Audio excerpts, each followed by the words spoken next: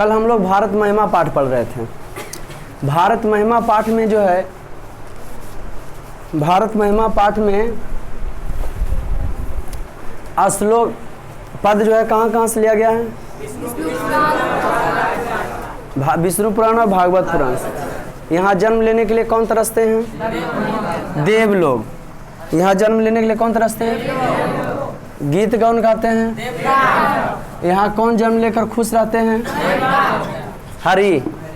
यहाँ कौन जन्म लेकर खुश रहते हैं? गीत कौन गाते हैं?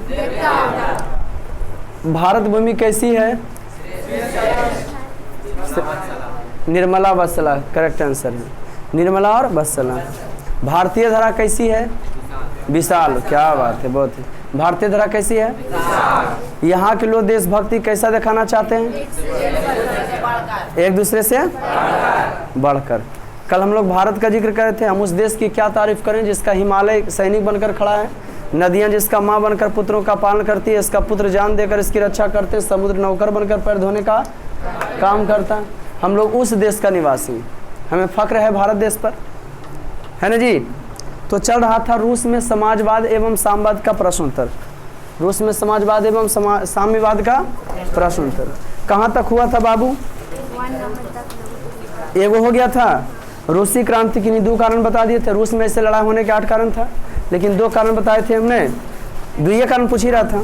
दूसरा क्वेश्चन है, एक टेलीग्राम ग्रुप है बाबू छोटी, अगर घर में बड़ा मोबाइल रहेगा ना, छोटा बड़ा कोर्स रहेगा, जिससे पिछला जो छूटा हुआ है, तो मार्च से देखेंगे टेलीग्राम पर। टेलीग्राम डाउनलोड कर लेना, उसमें टेलीग्राम डाउनलोड करके बाबा 1 सर ऐसे सर्च करोगे, नीचे ज्वाइन आएगा, उसमें हो जाएगी। तो मार्च जितना लिखाए हैं ना सब मिल जाएगा। और यूट्यूब चैनल में जाओगी, जो पढ़ना चाहती है तो मार्च से पढ़ा लेगी, उसमें यूट्यूब चैनल में मित्ररंजन सर से पूरा लिखोगी तो समझ गए ना। तो देखें यहाँ, रूसीकरण की नीति क्रांति के लिए कहाँ तक उत्तरदायी है? बात यहाँ कि रूसीकरण की नीति लड़ाई के लिए कहाँ तक उत्तरदायी है। तो बात हम करें कि रूस में मुख्य जाति जो थे सलाव जाति। अरे लड़का ध्यान से सुनना, हम कहानी पूछेंगे बीच में ढूंढ देंगे हम। अब पूरा कहानी समाप्त हो रहा है ना, समझ रहे ना जी। आज तो लेसन कंप्लीट हो रहा, अगला लेसन का भी इंट्रोडक्शन चलेगा। तो हम बात कर रहे हैं कि रूसीकरण की नीति क्रांति के लिए कहाँ तक उत्तरदायी है? रूसीकरण की नीति। तो बात यहाँ है कि रूस में मुख्यतः सलाव जाति के लोग रहते थे, ठीक। इसके अलावा फिल, पोल, जर्मन, यहूदी जाति के लोग भी रहते थे। इन लोगों पर किया सलाव जाति के संस्कृति रीति रिवाज को थोपने का काम किया, जिससे जनता जो है भड़क उठे। लड़ाई का एक कारण ये भी है। तो रूसी क्रांतिक नीति के लिए कहाँ तक? बोल्शेविक क्रांति 1917 में जो हुआ था ना बाबू, उसका कई कारण था? 8 कारण था। और में एक कारण ही भी है ना, अब जिससे आदमी पेट भर ही नहीं रहा था, कह रहा था रीति रिवाजों को तुम पालन करो, तो करेंगे वे लोग? नहीं करेंगे। तो लिखिए दूसरा का, दूसरा ना लघुतरीय का दूसरा लिखिए। सोवियत रूस विभिन्न राष्ट्रीयताओं का देश था। सोवियत रूस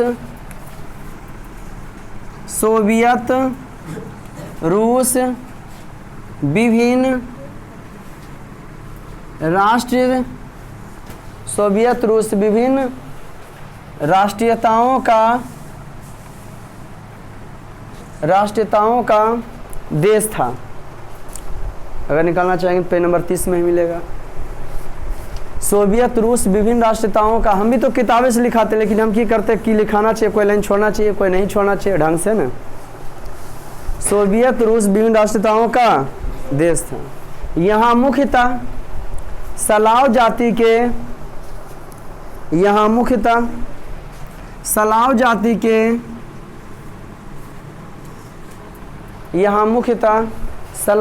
के लोग रहते थे। यहाँ मुख्यतः सलाव जाति के लोग रहते थे। सलामती में सबसे ज़्यादा कौन जाति है? सलाम। इसके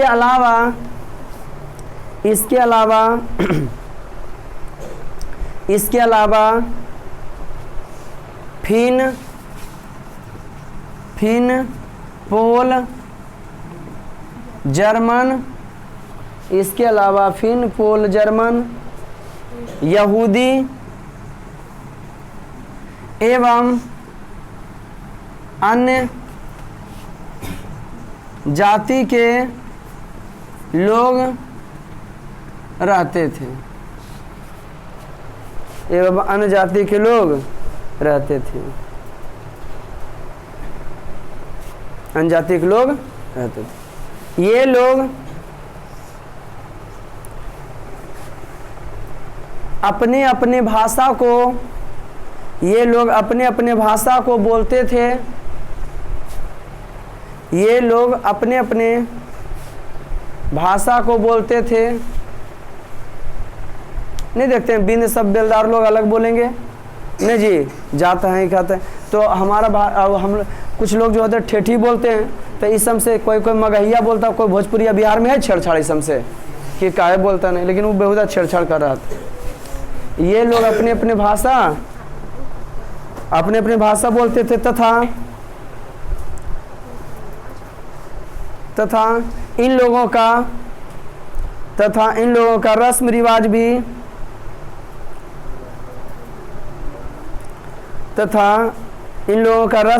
भी अलग अलग था।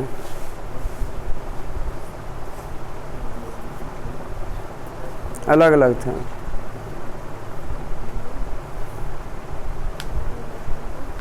अलग अलग था।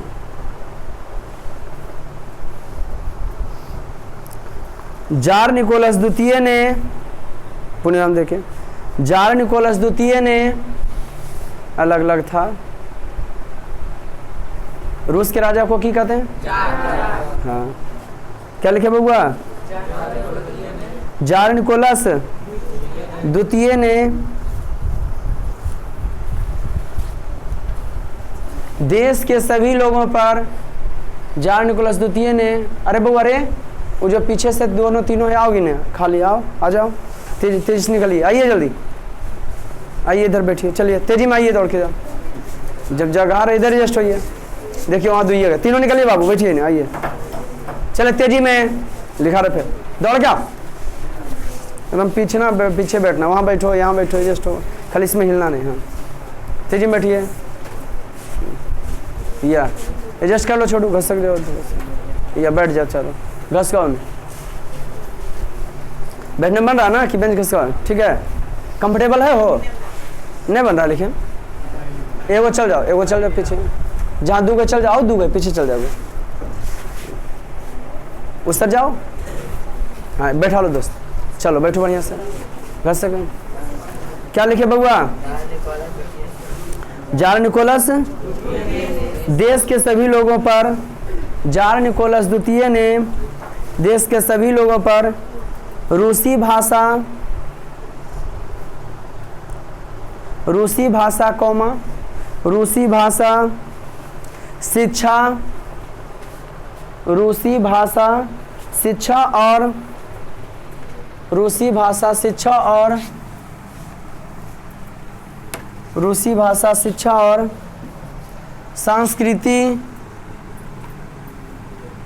शिक्षा और संस्कृति लादने का प्रयास किया, शिक्षा और संस्कृति लादने का प्रयास किया, जिससे शिक्षा और संस्कृति लादने का प्रयास किया, जिससे अल्पसंख्यक समूह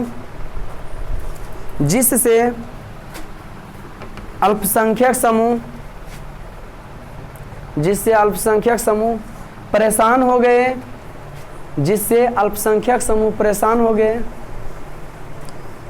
क्रांति के सिवा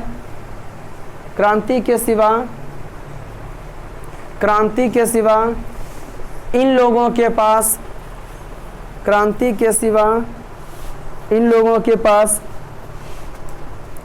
कोई दूसरा चारा नहीं था। राइटिंग तो ठीक है छोटी बा, क्रांति के सिवा कोई दूसरा चारा नहीं था। कहाँ जाते हैं? मैथ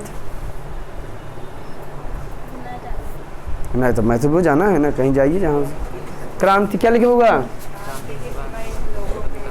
क्रांति के सिवा इन लोगों के पास कोई दूसरा चारा नहीं था। पूर्ण विराम। कोई दिक्कत बाबू? कोई दिक्कत नहीं ना? कॉमा नंबर तीसरा, समाजवाद एक नई आर्थिक एवं सामाजिक व्यवस्था थी कैसे? नहीं, समाजवाद जो है कैसे था? साम्यवाद एक नई आर्थिक एवं सामाजिक व्यवस्था है कैसे? समाजवाद के परिणाम स्वरूप समाजवाद के परिणाम स्वरूप समाजवाद के परिणाम स्वरूप समाजवाद के परिणाम स्वरूप साम्यवाद का समाजवाद के परिणाम स्वरूप साम्यवाद का उदय हुआ। परिणाम स्वरूप साम्यवाद का उदय हुआ। परिणाम स्वरूप साम्यवाद का उदय हुआ।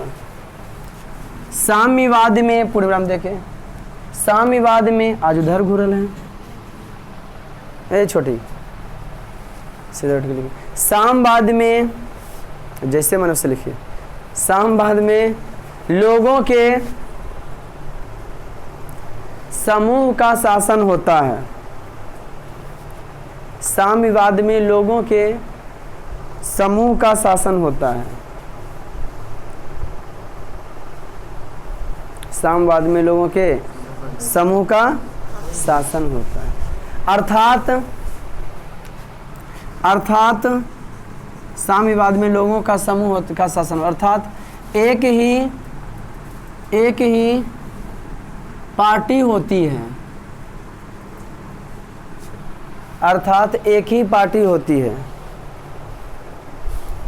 अर्थात एक ही पार्टी होती है। अर्थात एक ही पार्टी होती है। साम्यवाद में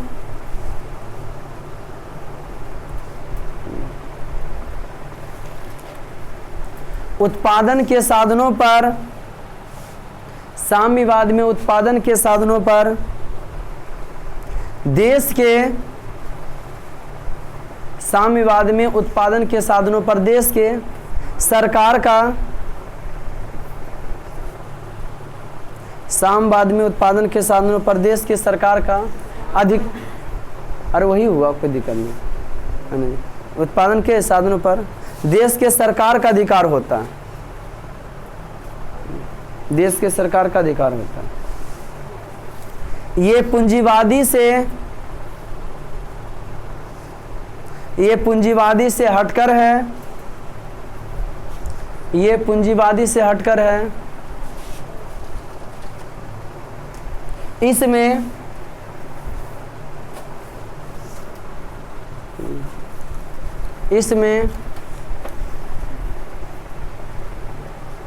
आम लोगों पर भी, आम लोग समझते हैं गरीब मजदूर, इसमें आम लोगों पर भी ध्यान दिया जाता है।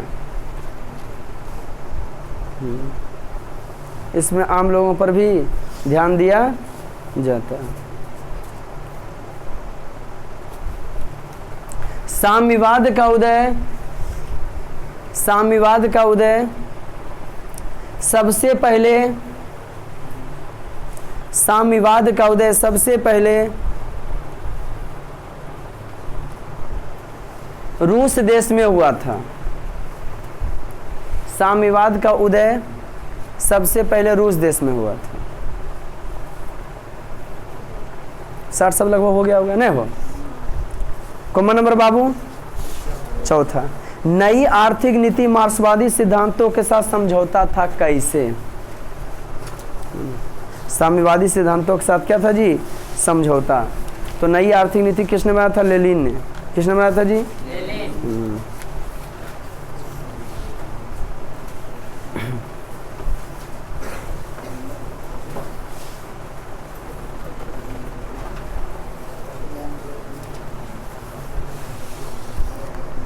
लिखिए, नई आर्थिक नीति लेनिन के द्वारा, नई आर्थिक नीति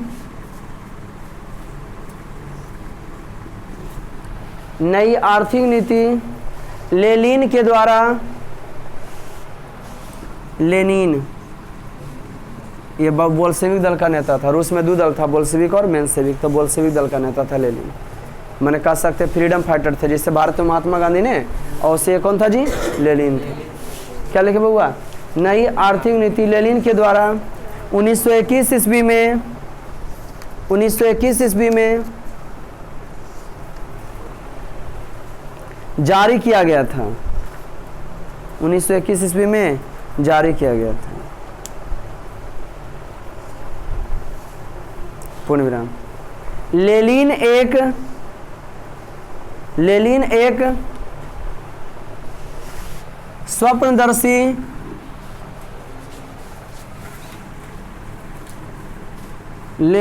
स्वप्नदर्शी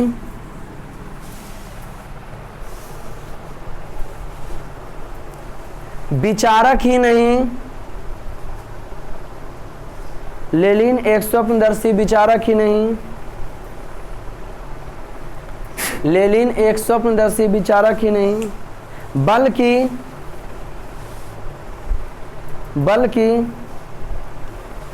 कुशल सामाजिक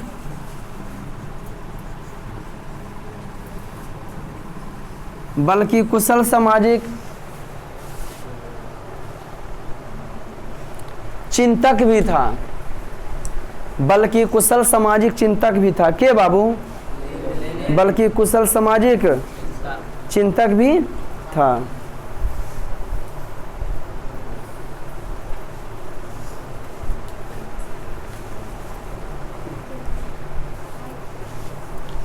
उन्नीस 1917 ईस्वी में रूस आजाद हुआ था।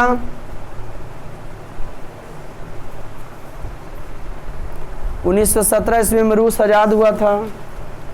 उस समय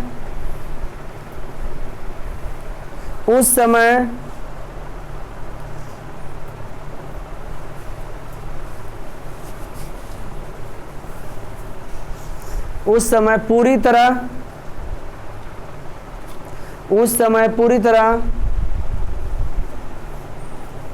समाजवादी व्यवस्था उस समय पूरी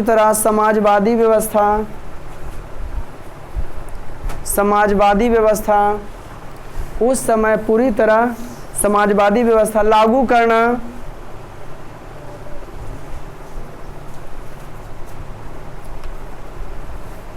संभव नहीं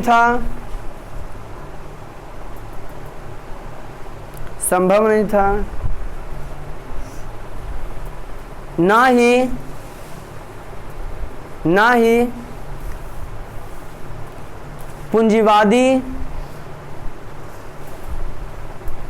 पूंजीवादी दुनिया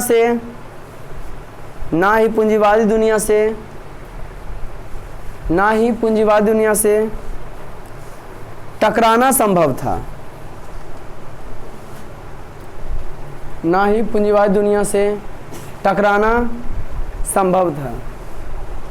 ना ही पूंजीवादी दुनिया से टकराना, ना ही पूंजीवादी दुनिया से क्या करना था?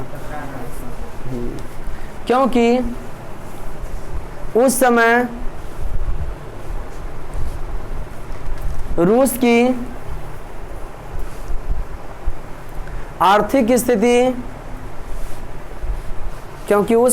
की आर्थिक स्थिति बहुत ही दयनीय थी। क्योंकि उस समय रूस की आर्थिक स्थिति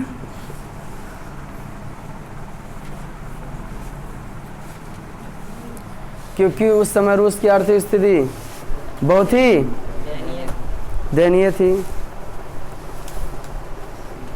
पूर्ण विराम। इसलिए 1921 ईस्वी में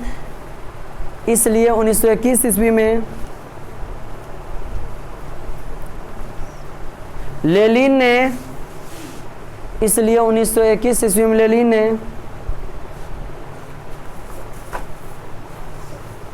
नई आर्थिक नीति की। इसलिए 1921 ईस्वी में लेनिन ने नई आर्थिक नीति की घोषणा की। की दृढ़ीकरण से। इसलिए लेनिन ने 1921 ईस्वी में नई आर्थिक नीति की घोषणा की, जिसे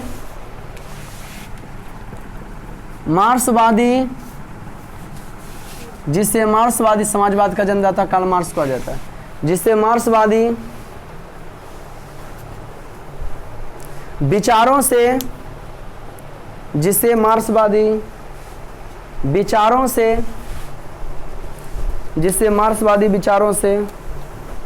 कुछ हद तक समझौता करना पड़ा,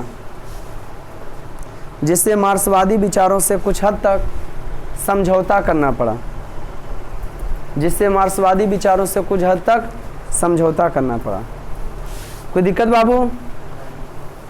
कॉमा नंबर 5वां, प्रथम विश्व युद्ध में रूस की पराजय क्रांति के लिए मार्ग प्रशस्त किया कैसे? 5वां में है कि प्रथम विश्व युद्ध जो है रूस की क्रांति का जो है मार्ग प्रशस्त किया कैसे? प्रथम विश्व युद्ध जो है रूस की क्रांति का मार्ग प्रशस्त किया कैसे? लिखिए। ये तो तात्कालिक रूस में बोल्शेविक क्रांति होने का पिछला 7 कारण था, लेकिन एगो तात्कालिक कारण होता है। किसी से लड़े का मन रहता है तो बात तो बहुत पहले का रहता है, लेकिन भाई कुछ करे तो लड़ाई चालू किया था।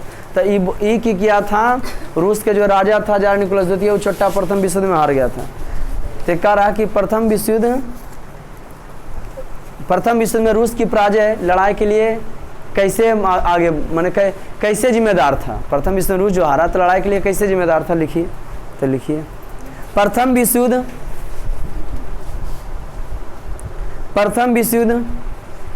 1914 से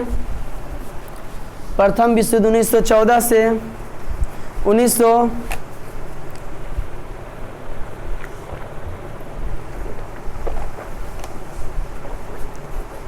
प्रथम विश्व युद्ध 1914 से 1918 ईस्वी तक चला था। प्रथम विश्व युद्ध 1914 से 1918 ईस्वी तक चला था।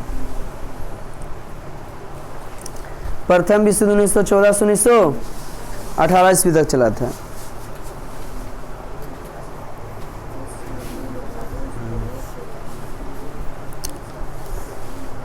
इस युद्ध में रूस इस युद्ध में माने किस युद्ध में? प्रथम विश्व। इस युद्ध में रूस मित्र राष्ट्रों की ओर से शामिल हो गया था। इस युद्ध में रूस मित्र राष्ट्रों की ओर से शामिल हो गया था। इस युद्ध में रूस मित्र राष्ट्रों की ओर से शामिल हो गया था। क्या हो गया था जी? मित्र राष्ट्र क्या बोले बाबू? लाइन का मतलब क्या होगा? इस पूरा क्लास ही नहीं पढ़े हैं क्या? पूरा ये वाला नहीं पढ़े हैं इस चैप्टर? इस क्या लिखे बउआ? इस युद्ध में रूस मित्र राष्ट्रों की ओर से शामिल हो गए। ये बोल रहे कि सर इस लाइन का मतलब समझे। तो प्रथम विश्व 2 भागों में बंट के हुआ था, मित्र राष्ट्र और धुरी राष्ट्र। प्रथम विश्व में लगभग 37 देश शामिल हुए थे, जबकि द्वितीय विश्व में 71 गो या 69 देश शामिल हुए थे। समझ गए कि ना? तो प्रथम विश्व 2 भागों में, गरीब देश और अमीर देश। तो एक तरफ मित्र देश था, इंग्लैंड, फ्रांस है ना जी, और रूस, जर्मन है, रूस बड़ा बड़ा देश था एक तरफ, और छोटा छोटा देश था, एक जर्मनी, ऑस्ट्रिया उधर एक था। तो ये हो गया इंग्लैंड की तरफ से शामिल, इंग्लैंड फ्रांस की तरफ से भी शामिल हो गया। कोई दिक्कत जी? समझे? तो मित्र राष्ट्र की ओर से क्या हो गया? शामिल हो गया। देखिए, शामिल होने का एकमात्र उद्देश्य यह था कि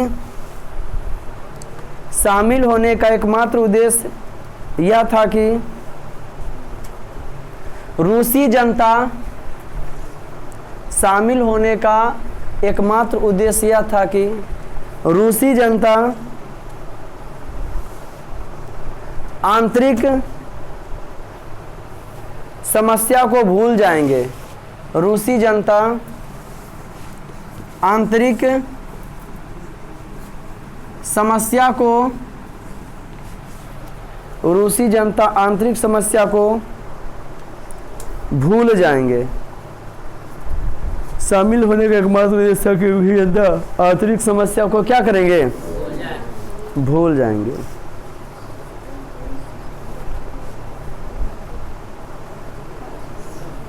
परंतु इस युद्ध में चारों तरफ परंतु इस युद्ध में चारों तरफ रूसी सेनाओं की हार हो रही थी। परंतु इस युद्ध में चारों तरफ रूसी सेनाओं की हार हो रही थी, क्योंकि इनके पास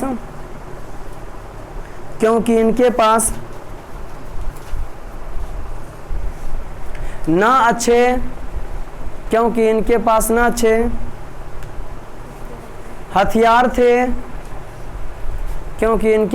अच्छे हथियार थे, एवं ना ही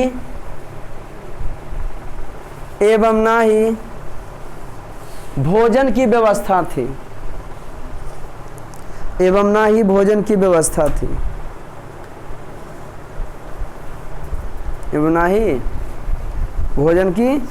व्यवस्था थी। पूर्ण विराम। इससे जनता की स्थिति और खराब हो गई।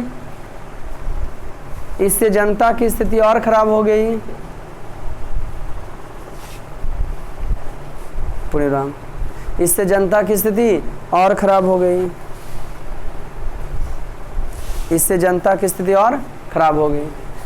जनता के पास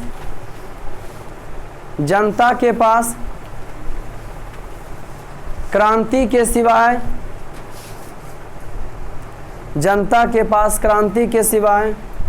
कोई दूसरा चारा नहीं था।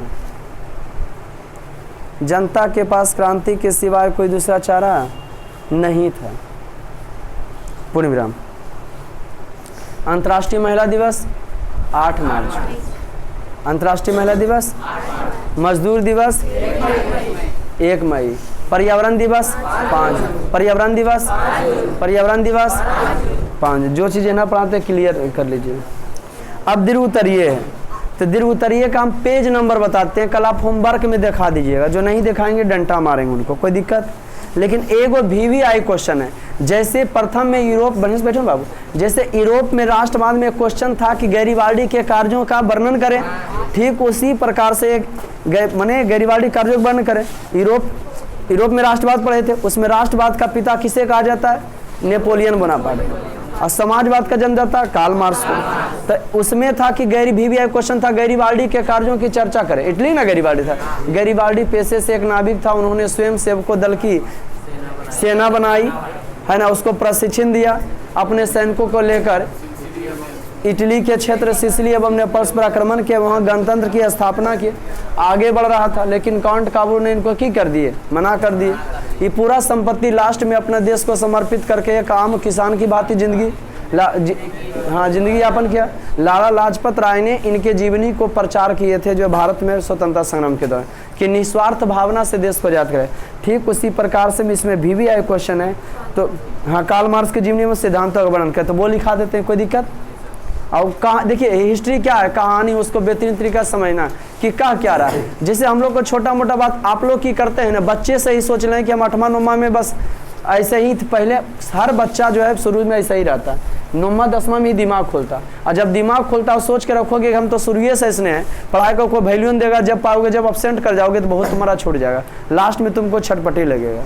आया समझ में?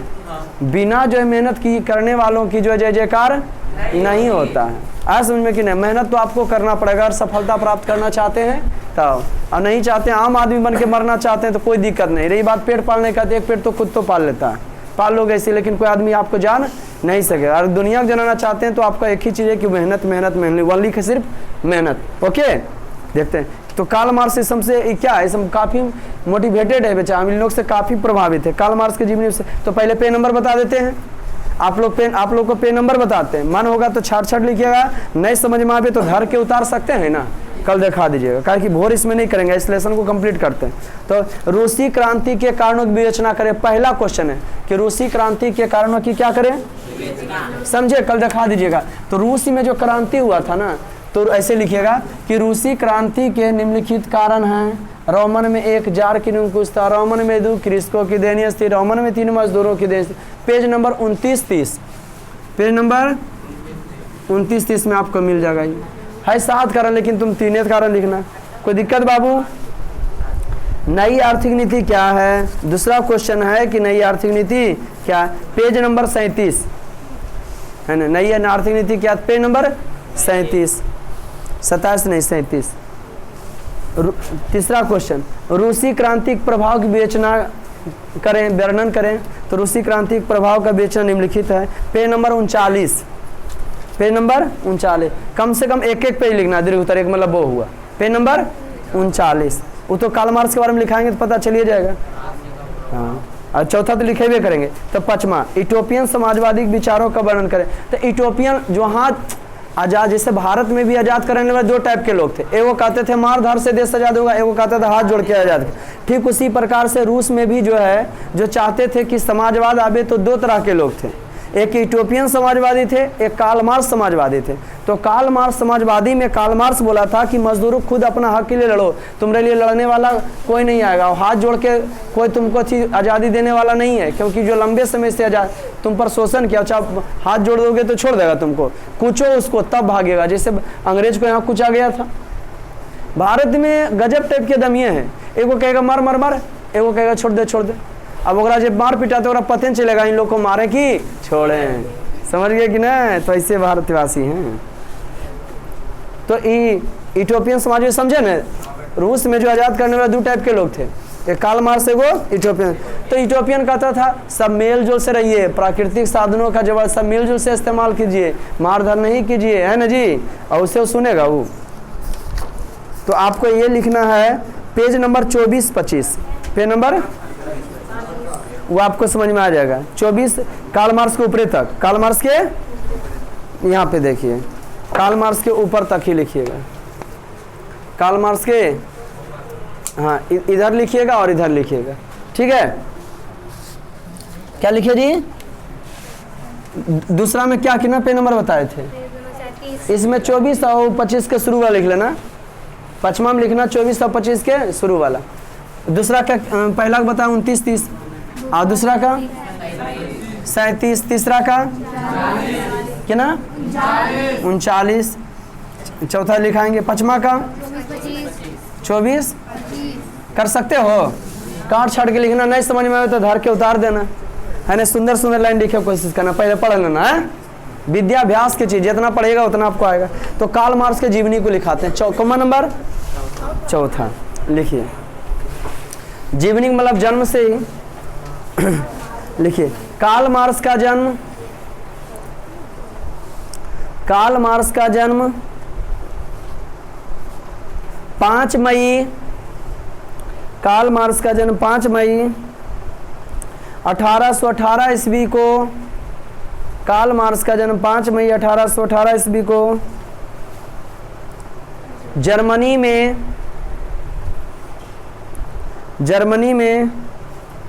राइन प्रांत के, जर्मनी में राइन प्रांत के ट्रियर नगर में, जर्मनी में राइन प्रांत के ट्रियर नगर में, जर्मनी में राइन प्रांत के ट्रियर नगर में एक यहूदी परिवार में हुआ था। ट्रियर नगर में एक यहूदी परिवार में हुआ था। ट्रियर नगर में एक यहूदी परिवार में, यहूदी जाति का नाम है। ट्रियर नगर में एक यहूदी परिवार में हुआ था। इनके पिता का नाम हेनरिक, इनके पिता का नाम हेनरिक मार्क्स था। इनके पिता का नाम हेनरिक मार्क्स था। इनके पिता का नाम हेनरिक मार्क्स था। Marx, Heinrich Marx. Karl Marx ने कार्ल मार्क्स ने बोन विश्वविद्यालय से, देखिए 5वां क्लास तक के जो रहता है ना उसको कहते हैं प्राथमिक, 8वां तक के स्कूल जो रहता है उसको कहते हैं मिडिल, और 10वां तक के रहता है जो हाई स्कूल, और इंटर तक के जो रहता है उसको कि कॉलेज, हाँ ना जी। BA से जो ऊपर रहा वो उसको विश्वविद्यालय कह देते हैं। कोई दिक्कत बाबू? गुड। क्या लिखे बबुआ? कार्ल मार्क्स ने बोन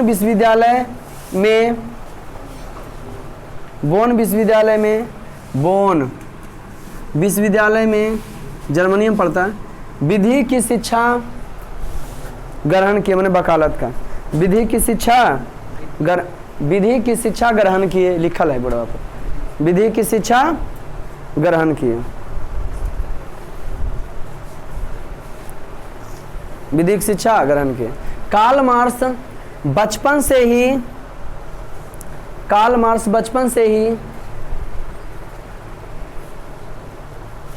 हीगेल के विचारों से, कार्ल मार्क्स बचपन से ही हीगेल के विचारों से, हीगेल इसमें हीगल लिखल है, हीगेल के विचारों से, हीगेल दार्शनिक थे। कार्ल मार्क्स बचपन से ही हीगेल के विचारों से काफ़ी प्रभावित थे। कार्ल मार्क्स बचपन से ही हीगेल के विचारों से काफ़ी प्रभावित थे। कार्ल मार्क्स बचपन से हीगेल के विचारों से काफ़ी 1843 ईस्वी में, पूर्णिमा दिए, 1843 ईस्वी में कार्ल मार्क्स ने 1843 ईस्वी में कार्ल मार्क्स ने बचपन के मित्र, कार्ल मार्क्स ने बचपन के मित्र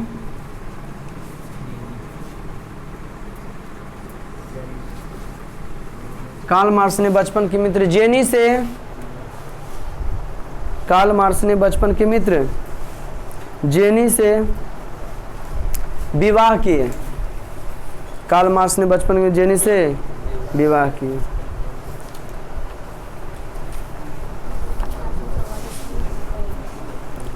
अठारह सौ चौवालीस ईस्वी में 1844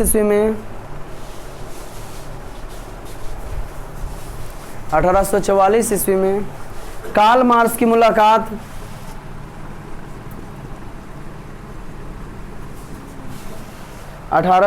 ईस्वी में कार्ल मार्क्स की मुलाकात फ्रेडरिक एंगल्स से हुई। 1844 ईस्वी में कार्ल मार्क्स की मुलाकात फ्रेडरिक एंगल्स से हुई, जिससे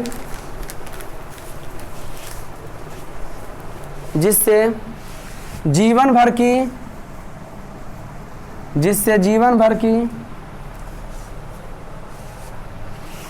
दोस्ती बनी रही,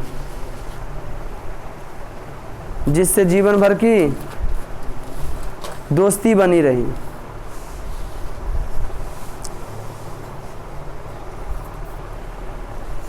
जिससे जीवन भर की दोस्ती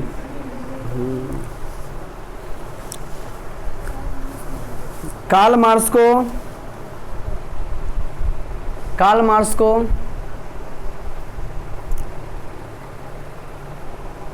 समाजवाद का जनक कहा जाता है। राइटिंग ठीक है छोटी।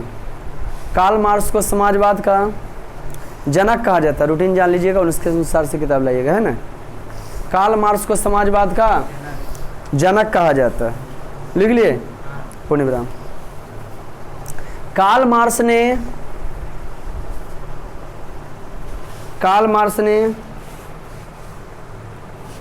1867 ईस्वी में कार्ल मार्क्स ने 1867 ईस्वी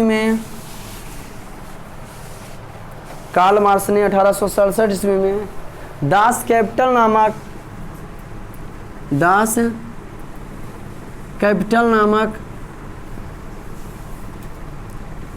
पुस्तक की कार्ल मार्क्स ने 1867 ईस्वी में दास कैपिटल नामक पुस्तक की रचना किए जिसे समाजवादियों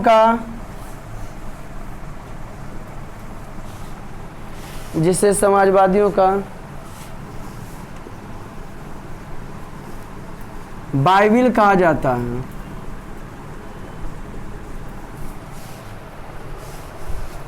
जिससे समाजवादियों का बाइबिल कहा जाता है। फिर लिखिए कार्ल मार्क्स के, फिर नेक्स्ट लिखिए कार्ल मार्क्स के जिसे समाजवादियों का क्या कहा जाता है बाइबिल। फिर लिखिए कार्ल मार्क्स के 5 सिद्धांत थे।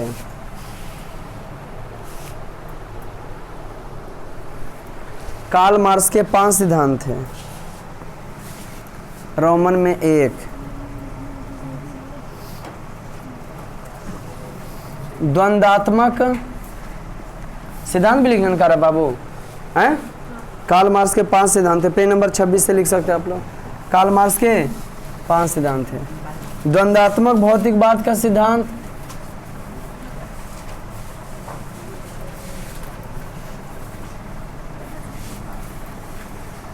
कार्ल मार्क्स के 5 सिद्धांत थे। द्वंद्वात्मक भौतिकवाद का सिद्धांत, वर्ग संघर्ष का सिद्धांत,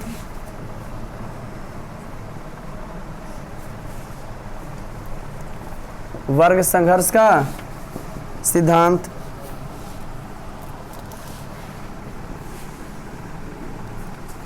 इतिहास की भौतिकवादी व्याख्या, इतिहास की भौतिकवादी व्याख्या,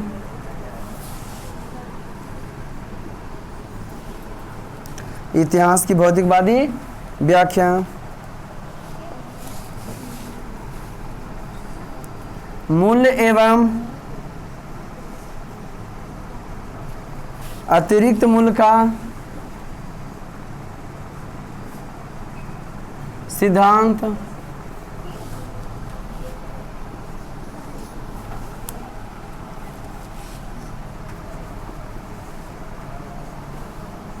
राजहीन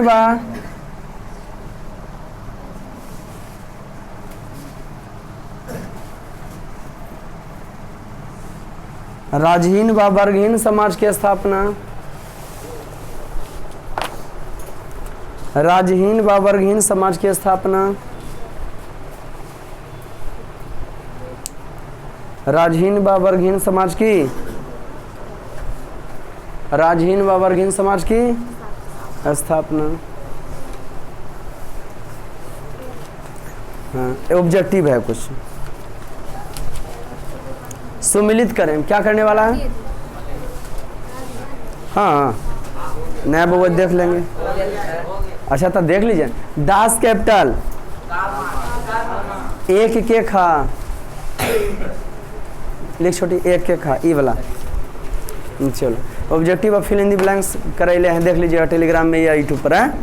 ठीक, 1 के खा, दूसर का चेका, 2 के घा, 2 के घा, तेसर का नई आर्थिक नीति ले ली, 3 के रा, 3 के रा, स्टालिन की मृत्यु, चौथा का कार्ल मार्क्स की मृत्यु, चौथा के गा, स्टालिन की मृत्यु 1953।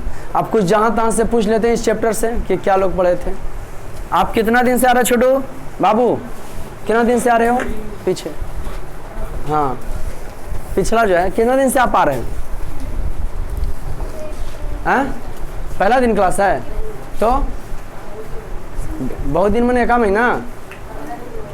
अच्छा ठीक, कहाँ से आते हैं? आपके भैया भी पढ़े हैं? नहीं, खड़ा हो जाओ। तो ये पूरा चैप्टर बढ़िया से पढ़े। आप बताइए नई आर्थिक नीति किसने तैयार किया था?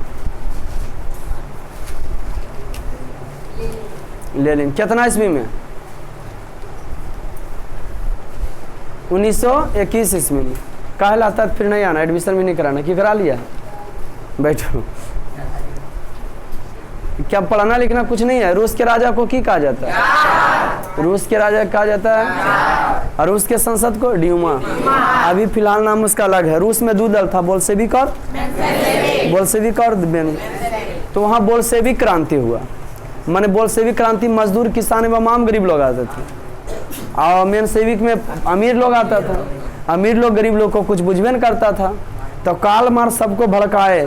भारत में भी जैसे सुभद्रा कुमारी चौहान, रामधारी सिंह दिनकर, है ना, सुमित्रानंदन पंत, ऐसे ऐसे कवि और लेखक हुए थे कि अपना लेख के माध्यम से, कविता के माध्यम से लोगों में जोश दिलाने का काम किए। ठीक उसी प्रकार से कार्ल मार्क्स जोश दिलाने कार्य के मजदूरों को अंतर्राष्ट्रीय, प्रथम अंतर्राष्ट्रीय संघ और द्वितीय अंतर्राष्ट्रीय, खड़ा जो लड़की, द्वितीय अंतर्राष्ट्रीय संघ की स्थापना,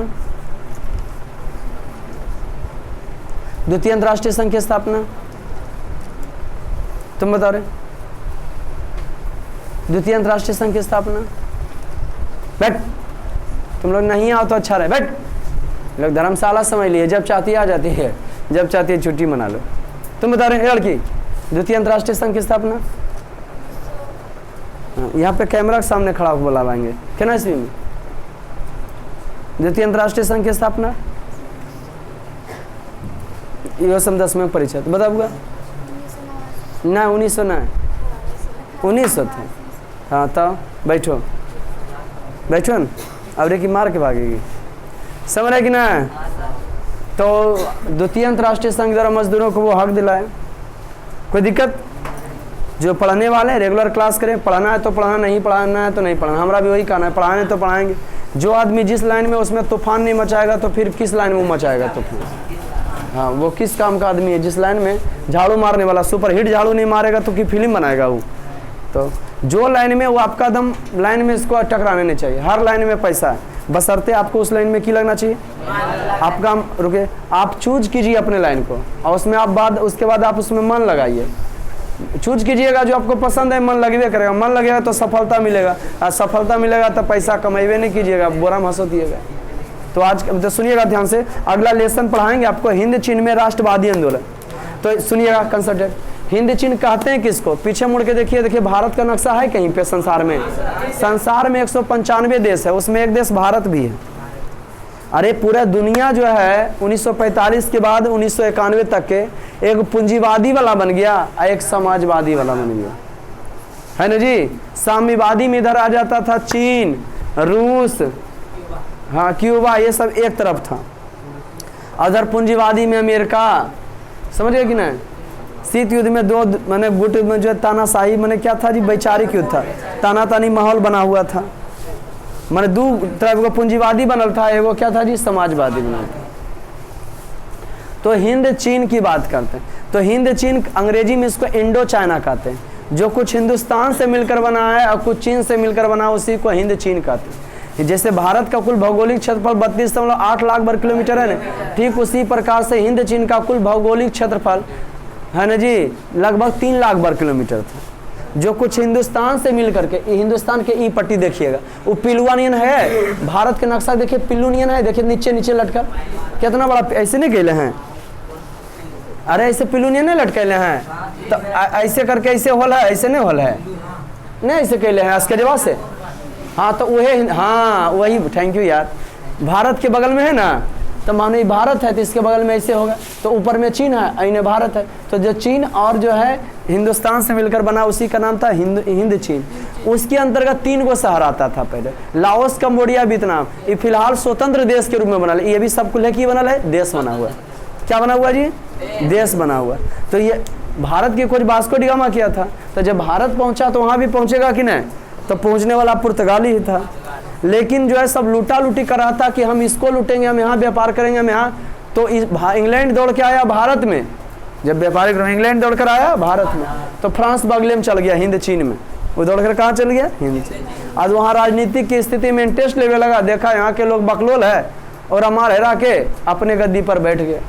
लेकिन वहाँ भी लोग शिक्षित होते हैं, राष्ट्रवाद पनपता है, उन लोग भी लड़ते हैं। और उन लोग तो मत पूछो, बहुत ज़बरदस्त लड़े, अमेरिका भी आ जाता है टकराने के लिए। ज़बरदस्त कहानी चलेगा अगला एपिसोड में। मिलते हैं फिर नेक्स्ट वीडियो में, तब तक के लिए जय।